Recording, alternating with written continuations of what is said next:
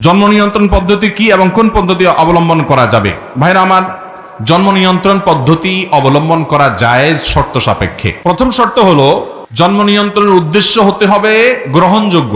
সেটা কি? হয়তো কোনো কারণে ভদ্র মহিলার একটা বাচ্চা আছে, এখন আরেকটা বাচ্চা উপর্যুপরি হয়ে গেলে দুটা বাচ্চা মানুষ তিনি করতে পারবেন না, এরকম কোনো জায়গায় আছেন একাকী স্বামী স্ত্রী, কথার কথা। অথবা একটা বাচ্চা আছে, এখন এই মুহূর্তে আরেক বাচ্চা হলে এটাকে ধরার মতো রাখার মতো লোক নাই, হেল্প করার মতো লোক নাই, কষ্টে থাকবে, শহরে বসবাস করে, কথার কথা। অথবা এই মুহূর্তে বাচ্চা হলে বাচ্চার মার জীবন হুমকির মধ্যে পড়তে পারে, তিনি অসুস্থ, অসহনীয় কষ্ট হয়, অনেক মহিলারা আছে, তাহলে সেক্ষেত্রে গ্যাপ দেওয়ার প্রয়োজন হলো, তাহলে এই সমস্ত উদ্দেশ্যে জন্ম নিয়ন্ত্রণ করা জায়েজ আছে। কিন্তু আমাদের সমাজে বেশিরভাগ মানুষ জন্ম নিয়ন্ত্রণ করে উদ্দেশ্য হলো যে আমার ইনকাম কম, রুজি রোজগার কম, বেতন কম, তো এখন জন্ম নিয়ন্ত্রণ না করলে পোলাপান আরেকটা হলে খাবেটা কি, খাওয়াবোটা কি, এই উদ্দেশ্যে যদি জন্ম নিয়ন্ত্রণ করে, এই চিন্তা থেকে যদি জন্ম নিয়ন্ত্রণ করে, সেটা হারাম বা নাজায়েজ হওয়ার ব্যাপারে কারোর কোনো দ্বিমত নাই। কেন? কারণ সেটার মানে হলো আপনি আল্লাহকে রাজ্জাক হিসাবে বিশ্বাস করতেছেন না। আল্লাহ বলছেন ওয়ামা মিন দাব্বাতিন ফিল আরদি ইল্লা আলাল্লাহি, আল্লাহর জমিনে যত প্রাণী আছে সবার রিজিকের দায়িত্ব কে নিয়েছেন? আল্লাহ বলেছেন যে লা তাকতুলু আওলাদাকুম খাশিয়াতা ইমলাক নাহনু নারযুকুহুম ওয়া ইয়াকুম, তোমাদের সন্তানদেরকে কি খাওয়াবা এই চিন্তা থেকে হত্যা করো না, ভ্রূণ হত্যা করবা না। এটাও মানুষ হত্যা করা। আমরা অনেকে খুন করি না, মানুষ খুন করি না, নামাজ কালাম পড়েন মুসলমান, মানুষ খুন, ওরে বাবা এটা জীবন আপনি করেন নাই, কিন্তু ভ্রূণ হত্যা করছেন, মায়ের গর্ভে থেকে সন্তানকে ধ্বংস করছেন ওষুধ দিয়া, আছে না নাই এই রোগের রোগী? এটাও মানুষ হত্যা করার শামিল। আল্লাহ বলেছেন তোমাদের সন্তানদেরকে হত্যা করবা না, তোমরা খানা কি দিবা এই ভয়ে? আমি তোমাদেরকেও খাওয়াবো, তাদেরকেও খাওয়াবো। কে খাওয়াবেন? আল্লাহ খাওয়াবেন। যত পশু পাখি পৃথিবীতে আছে তাদের রিজিক আল্লাহ তাআলা দেয় কি দেয় না? তাহলে আপনি আশরাফুল মাখলুকাত, আপনার রিজিকও আল্লাহ তাআলা দিবেনই দিবেন। অতএব রিজিকের চিন্তা থেকে জন্ম নিয়ন্ত্রণ করলে সেটা জায়েজ হবে। জন্ম নিয়ন্ত্রণ জায়েজ হওয়ার জন্য দ্বিতীয় শর্ত হলো পদ্ধতি হতে হবে অস্থায়ী। স্থায়ী পদ্ধতি এটা অবলম্বন করা জায়েজ নেই, যেমন লাইগেশন বা এ জাতীয় কোনো আপনার জন্ম নিয়ন্ত্রণ পদ্ধতি যে পরিপূর্ণভাবে স্থায়ীভাবে বাচ্চা নেয়ার ক্ষমতাই বন্ধ করে ফেলা, শেষ করে ফেলা, এটা জায়েজ নাই, হারাম। কারণ যে কোনো মুহূর্তে আপনার সন্তানের প্রয়োজন হতে, আল্লাহ আপনাকে দুইটা বা তিনটা সন্তান দিয়েছেন, দুইটাই মারা গেল, তিনটাই মারা গেল, এরপরে কি হবে? আল্লাহ না করুন একটা দুর্ঘটনা এরকম ঘটতে পারে কি পারে না? অতএব স্থায়ীভাবে জন্ম নিয়ন্ত্রণ করা জায়েজ নাই। ভাইরা আমার, আমাদের দেশে যেসব মিথ্যা কথা খুব জনপ্রিয়, এই জনপ্রিয় মিথ্যা কথাগুলোর ভিতরে একটা হলো ছোট পরিবার সুখী পরিবার। ছোট পরিবার সুখী পরিবার, ছোট পরিবার নাকি সুখী পরিবার হয়? আপনি খোঁজখবর নিয়ে দেখেন, যার ছেলে মেয়ে 4টা 5টা 6টা 7টা, আপনার এলাকাতে আশেপাশে খোঁজখবর নিয়ে দেখেন, তুলনামূলকভাবে ওই এক ছেলে এক মেয়ের বাপের তুলনামূলকভাবে তাদের ছেলে বেশি সুখে আছে। কেন জানেন? ছেলে মেয়ে যখন 5-7টা হয়, 2-4টা এমনি মানুষ হয়ে যায়, 2-1টা এমনিতেই, আর যখন থাকেই একটা বা দুইটা, আল্লাহ না করুন কোনো কারণে ওই একটা বা দুইটা যদি অমানুষ হয়, আপনারা যাওয়ার কোনো জায়গা আছে? ভাইরা আমার, মানুষ পৃথিবীতে বোঝা নয়, মানুষ হলো সম্পদ। মানুষ কি? সম্পদ।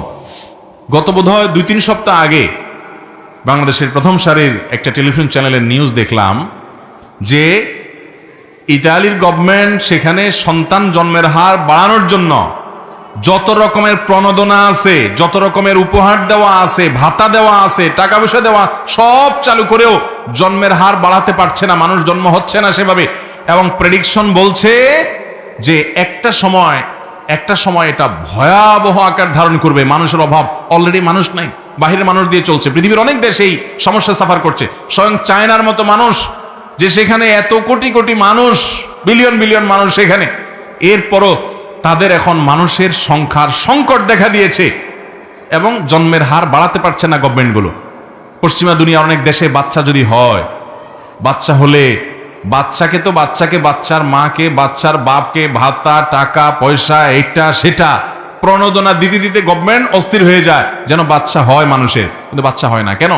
একবার মানুষের মধ্যে বাচ্চা না হওয়ার প্রবণতা যদি তৈরি হয়ে যায়, আবার এই প্রবণতা দূর করে বাচ্চা হওয়ার প্রবণতা বা মানব সম্পদ বৃদ্ধির যে প্রয়োজনীয়তা, সেই জায়গায় আর মানুষকে আনা সহজ হয় না। ওই যে পশ্চিমা দুনিয়াতে মিউচুয়াল আন্ডারস্ট্যান্ডিং এর মাধ্যমে একে অন্যের চাহিদা পূরণ করতে পারতেছে, যৌন চাহিদা পূরণ করতে পারতেছে, দরকার কি আর সন্তানের সমস্ত ঝামেলা? বিয়ে শাদিও নাই, সংসারেরও বালাই নাই, সন্তান হওয়ারও বালাই নাই। এখন মানুষের সংকট দেখা দিয়েছে, এজন্য ইসলাম জেনাকে এত ভয়াবহ শাস্তি হিসাবে, অপরাধ হিসাবে ঠিক করেছে। শাস্তি সবচেয়ে কঠিন, কারণ এটার কারণে মানব সভ্যতা বিলুপ্ত হয়ে যাবে। অশ্লীলতা, বেহায়াপনা, জেনা, ব্যভিচার এগুলো ব্যাপক হয়ে গেলে মানুষ বিবাহ এবং সংসার থেকে বিমুখ হবে, সন্তান হবে না, এবং মানব সভ্যতা হুমকির মধ্যে চলে যাবে। এখন এই উন্নত দুনিয়ার মানুষ যারা আমাদেরকে জন্ম নিয়ন্ত্রণের সবক দিছে আর ফজিলত শুনাইছে, ওনাদের এখন ওইটার কারণে যে বিপদ আপদ, যে সাফার করা, ওইটা কিন্তু শুরু হয়ে গেছে। অতএব আগে থেকেই সাধু সাবধান হয়ে যান। কথা কি বুঝাতে পারছি?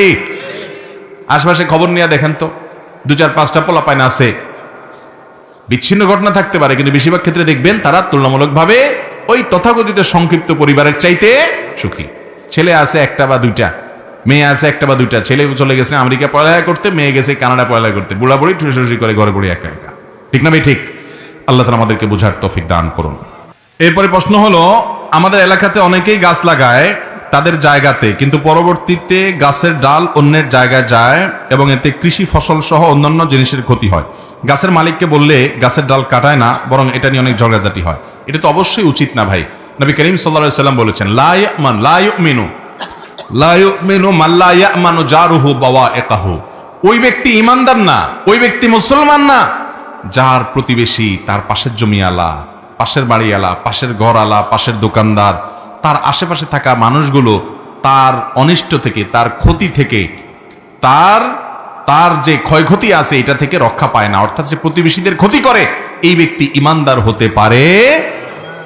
আপনার গাছের ডাল তার জমির উপরে এমন ভাবে পড়ছে যে ছায়া হয়ে ওখানে আর কিছু হয় না, অথবা তার ক্ষতির কারণ হয়, জায়গা গোড়াটা আপনার এখানে, কিন্তু পুরোটা গাছ এখানে ঝুঁকায় রাখছেন, তো এর কারণে আপনার প্রতিবেশীর ক্ষতি হচ্ছে, এটা কোনো ইমানদারের স্বভাব হতে পারে?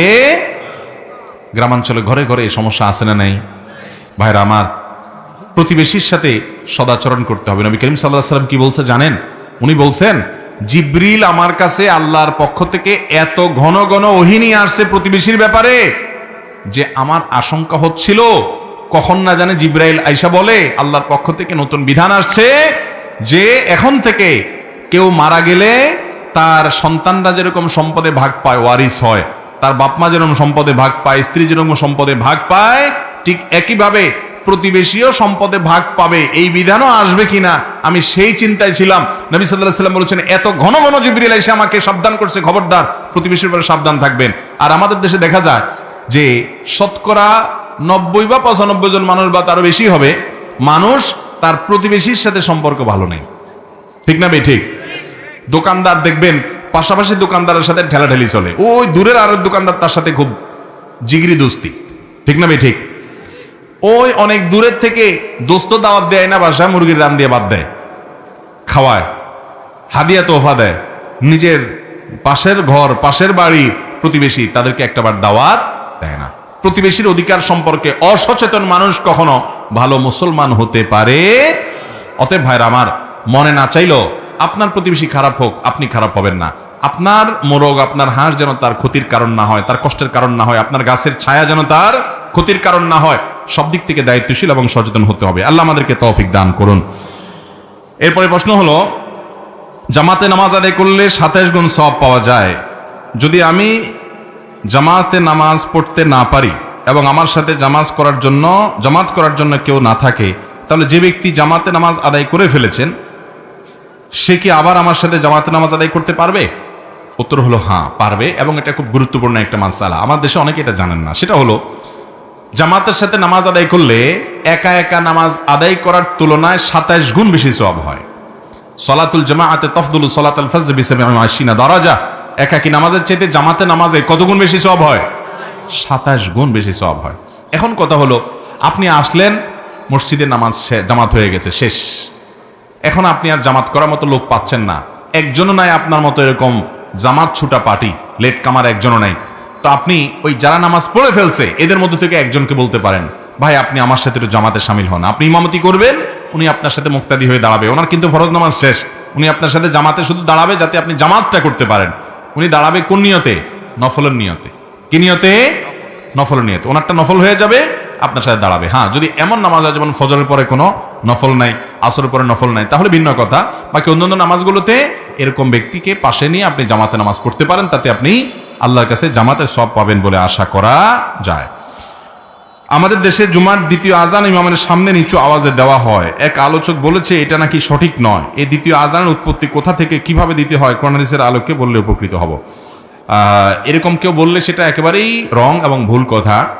দ্বিতীয় আজান এটা তো স্বয়ং নবী করিম সাল্লাল্লাহু আলাইহি সাল্লাম চালু করে গেছেন। জুমার দ্বিতীয় আজান যেটা খুতবার আগে দেওয়া হয়, এই আজানের প্রবর্তক স্বয়ং কে? নবী করিম সাল্লাল্লাহু আলাইহি সাল্লাম। অতএব এটা নিয়ে সন্দেহ করার কোনো সুযোগ নাই। আর জুমার প্রথম আজান যেটা অনেক আগে দেয়া হয় ওয়াক্ত হওয়ার পর, সেই আজানটা এটা খলিফাতুল মুসলিমিন ওসমান ইবনে আফফান রাদিয়াল্লাহু তাআলা আমলে চালু হয়েছে। উনি যখন দেখলেন যে মুসলমানদের সংখ্যা অনেক হয়ে গেছে, ওই শেষ জুমার শেষ আজান যেটা, সানি আজান যেটা, এই আজান দিয়েই মানুষ শুনতে পারে না এবং আয়সা পৌঁছাতে পারে না, কাবার করতে পারে না। তখন মদিনার একটু দূরবর্তী জায়গায় ওয়াক্ত হওয়ার সাথে সাথে আজান দিয়ে মানুষকে আগাম ঘোষণা দেয় যে জুমার ওয়াক্ত কাছা হয়ে গেছে, জামাতের সময় কাছাইতেছে, তোমরা চলে আসো। এটার জন্য প্রথম আজান তিনি চালু করেছেন। এবং তার আগে আবু বকর ওমর রাদিয়াল্লাহু তাআলা আনহুর যুগে ওই আজানটা ছিল না প্রথম আজান, কিন্তু তার সে আজানের প্রবর্তনটাকে সকল সাহাবায়ে কেরাম বিনা বাক্যে মেনে নিয়েছেন। এই জন্য সাহাবীদের ইজমা পাওয়া যায় এখান থেকে, যে সব সাহাবী একমত হয়েছেন এটার ব্যাপারে, যেটা ঠিক আছে। এখন কথা হলো, একজন খোলাফা রাশিদা তিনি কি শরীয়তে নতুন কিছু যোগ করার অধিকার রাখেন? তার এটা বেদাত হবে কিনা? উত্তর হলো না।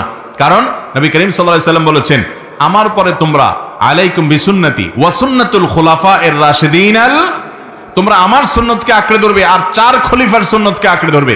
এই জন্য খোলাফায়ে রাশিদা তাদের কোনো সুন্নাহ থাকলে সেটাকে আঁকড়ে ধরা আবশ্যক। কথা কি বুঝাতে পারছি? সেজন্য এটাকে বেদাত, যদি কেউ এটাকে বেদাত বলে তাহলে সন্দেহাতীত ভাবে তিনি ভুল বলছেন। এবং সারা বিশ্বের প্রায় সকল উলামায়ে কেরাম, আরব, অনারব, হানাফি, গায়রে হানাফি, যত উলামায়ে কেরাম আছেন সবাই একমত যে জুমার প্রথম আজানটাও সুন্নাহ সম্মত আজান। এটা সুন্নতে খলিফা, সুন্নতে খুলাফায়ে রাশিদা, সুন্নতে সাহাবা দ্বারা প্রমাণিত এবং ইজমায়ে সাহাবা সাহাবীদের ঐক্যমত হয়ে যেটার উপরে, বিধায় এই আজানকেও অস্বীকার করা যাবে না।